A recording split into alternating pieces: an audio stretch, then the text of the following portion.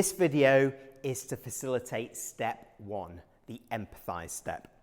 For this session, please refer to the facilitator guide and the project workbooks, which are here, and the supporting design thinking videos that I've shot before.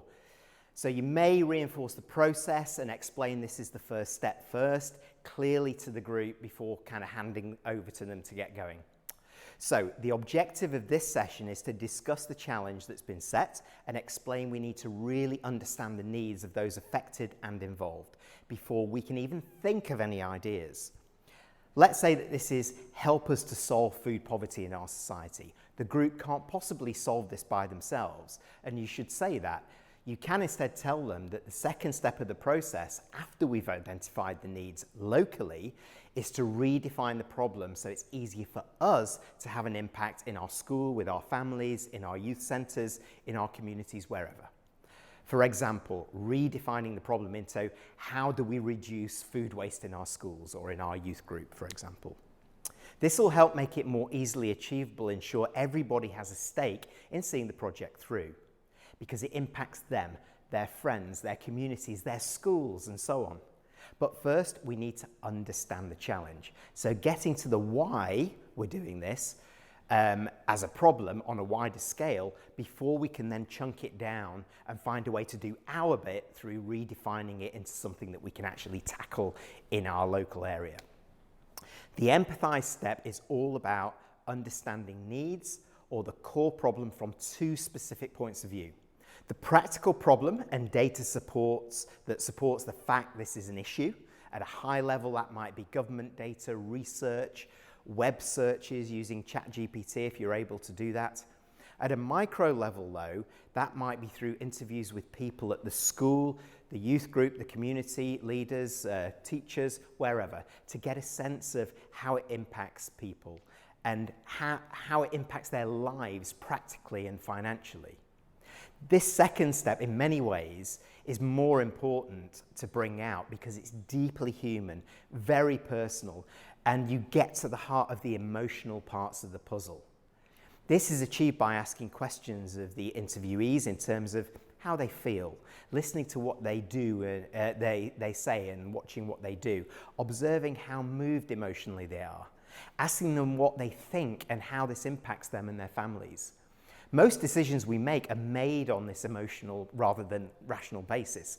I might need to buy a television, but emotionally, I'm bought into a brand or let's say a particular brand or one with an OLED screen, or that might sway my ultimate decision. I still have to buy the TV, but I want to buy my TV.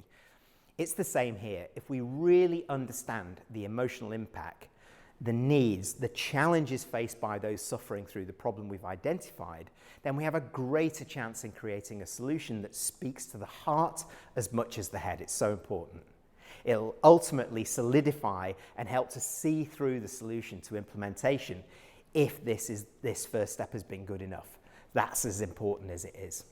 There are prompts, guidelines, reminders for you as facilitators and more to help you through this step. Regardless of the number of sessions you do it over. So this might be over 2 weeks, for example. So check out your facilitator guide and the project group. Supplementing that for the groups and you is the workbook itself, which details the what, why, and how, but ultimately supports you to ask those prompting questions or help them go back to it if they've overlooked something. It's great actually to position you as a coach with this. So looking through the workbook and asking coaching questions of them if you feel they've missed something or overlooked anything.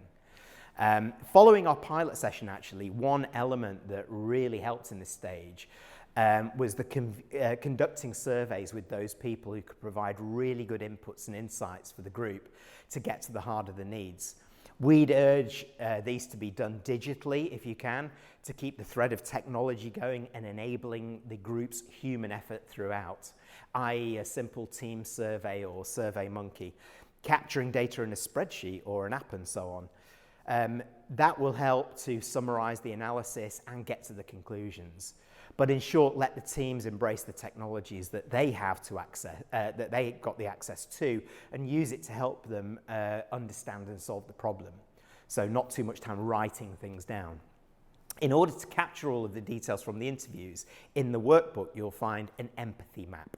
This is a 4-box model in the workbook, and this will help the group to visualize the most important feedback from interviews that they get from a very human perspective, and will help focus the mind as to the real problem for the individuals in relation to the bigger challenge. That's how they feel, what they say, what they're thinking, and so on. This and the wider data gathering will allow your teams to summarize more accurately the practical problem and the emotional impact on people. It will lead directly to stage 2 in creating a new problem statement more reflective of their situation that they found out through the first step in the school, community, or the group. Don't forget to prompt the teams to refer to the workbook throughout. As I keep saying, use any templates available and capture the summary of the key outputs prior to them moving to the next step. That's on page 4 of the workbook, that summary template. This will also help them to build that compelling story to present after each step, making it easier at the end of the whole project to pull things together and focus on what they'll present and how they will present it with passion and impact.